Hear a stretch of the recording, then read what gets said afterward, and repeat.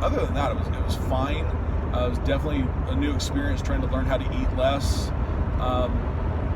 The one thing that has been, I wouldn't call it a regret, it's just one of those things that I didn't realize how hard it would be, was the social aspect of it. I mean, I love to go out to eat. I love to sit around with friends and talk and sit around a good meal. And I was to the point where, like, I can only eat this much and I'm done with my meal in 5 minutes and they're all still eating. And it's hard for me to just sit there and not eat more with them. This is also true when I go out to eat for work. People look at me and they don't know what I've had done. I'm out with clients or colleagues and they're like, well, why aren't you eating more? Are you okay? Are you sick? And I'm like, well, and you don't want to go into the whole story that you've had surgery and whatnot. So it's just like, no, I'm just not hungry. So that gets old really fast. And it's just kind of a bummer to sit down to a nice meal with a colleague knowing that they're paying or the company is paying, and you can order a steak or you can order some really good food and you can't really eat much of it. So that sucks. But I figure that's where I am now. All right, so over the course of 11 months or so, basically a full year after I started my pre-op diet, so November of 2016, I get on the scale and I weigh 287. I hadn't even got down as low as what I had 10 years ago with Phentermine. So I'm at 287, right around Thanksgiving 2016. So in that year, including pre-op, I lost 163 pounds. Yay! That was awesome. But I noticed things were slowing down. I'd been active. I'm a soccer referee, and yeah, I'm the fat referee out there, so I got lots of dirty looks when I'm out there at 390 pounds trying to run around the pitch. That's why I only ref little kids games, because I can keep up with them. I can't keep up with the older kids. So I ended up losing a bunch of weight, and I felt great. But almost immediately, right after Thanksgiving, I noticed my weight started ticking back up. Within a week, I was at 290. And then one thing about me that I understand and know, yes, I weighed myself daily. No, I don't recommend it. It just screws with your mind. But I noticed that I fluctuated a lot. So for me, that kind of played with my mind, even though I know I'm that way, and I shouldn't weigh every day because I'm that way. But I didn't. I still weighed myself every day. But I noticed my weight was ticking back up, and then all of a sudden I was back at 290, then 292, and I'm like, okay, this should be going back down, because this had happened before, and it would correct itself and go back down. It's just water weight and whatever. But yeah, so that happened, and all of a sudden I'm at 295, and I'm like, okay, this is not cool. And probably by Christmas, I'm bucking up against 300 again.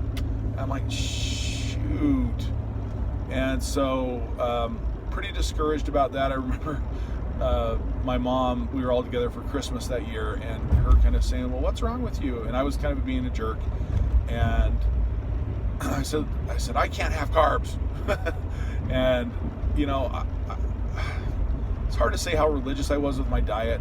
I certainly went back to carbs, not like hardcore, but I remember that Thanksgiving, or that Halloween prior to that Thanksgiving in 2016, where I had a candy bowl at my desk and I was eating the Snickers, the little fun size Snickers bars, and I was eating those every day, and it wasn't affecting my weight. I was still losing weight. So I had definitely let some bad habits back into my life. Anyway, so that's where I was by the end of 2016. I bumped up about 10 to 13 pounds, and I was really determined. I did a lot of research. Okay, what can I do? How do I combat regain? I looked into all sorts of programs, and they're like, oh, you got to go back on the pre-op diet, and you got to your pouch is stretched. Now, first of all, I'm going to say I'm an engineer. I'm a medical engineer by trade. I understand a lot of things about anatomy. That's what I do for a living. I design medical devices. And everybody gets so caught up on the restrictive aspect of it that they don't understand that there's a lot of other aspects that go into weight loss through surgery. It's not just the restrictive portion. Certainly that's part of it, but it's not the only thing. And everybody gets freaking out because, oh, I stretched my pouch. And yes, the stomach is very elastic, but really it's not so much about that. So the hormonal side, there's a lot of other things I'd like to get into in this vlog, where I think I've learned a few things. Not that they help me, but it's just the fact that it's not necessarily about how much you eat, it's about what you eat.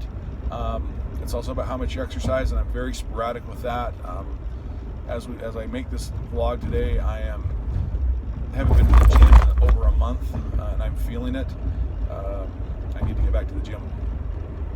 So why am I here today? So 2.5 months ago, I ran across a podcast. So, well, before that, last year I came across a podcast by a lady up in Oregon who is a bariatric nurse, and she does a vlog called, what's it called?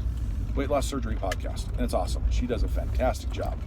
Her name is Rieger Cortell, and she interviews people and talks about all the different aspects of various weight loss surgeries. Well, she had a surgeon on, and he talked about the duodenal switch. And I was fascinated because he talked about the fact that sleeve patients could do this as a add-on procedure if they were stuck or had gained some weight back or whatever. So luckily that surgeon happens to live near me, and I made an appointment to go see him back in February, and he agreed that I'm a good candidate to have this revision surgery, or this add-on surgery, however you want to call it. It's not really a revision, it's more of an add-on. And I'm at work now. So, I've regained some weight. Over the course of the last year, during 2017, I gained probably about 40 pounds. And in the course of 2018, I've put on another 10 or 15 beyond that. So my total regain, or when I got on the scale this morning, I was at 343, which sucks balls. That's a regain of 56 pounds. Not proud of it. It scares the crap out of me. No, my eating habits aren't the best. I have visited the Golden Arches a number of times and other places. Again, not proud of it, not happy about it. Not sure how to control it. I've tried to work with a nutritionist. I've tried to do some other things. I understand that I need to get some not nutrition counseling as far as what to eat, but what's wrong with my head and why I seem to cope this way. Anyway, I'm here at work now. This will be an interesting journey. So today, why did I start my vlog today? Just dropping badge. It's because I'm starting my 2-week pre-op diet. So hello, protein shakes. I'm a little bit bummed out about that because even though I did a pre-op diet before, it wasn't just a liquid diet. I could have salad and I can have some things I could chew, and this is a total liquid diet for 2 weeks. And I know I can do it. I just know it's going to suck. But it's for the greater good. Hopefully I'll keep making these videos and we'll see what happens. I also need a cool name for this, like switch off or switched on or something like that. Something to do with the switch, because I am trying to be the guy out there that's on YouTube that has had a duodenal switch from a gastric sleeve, so I can kind of share my experience. We'll be talking more. Thanks. Bye.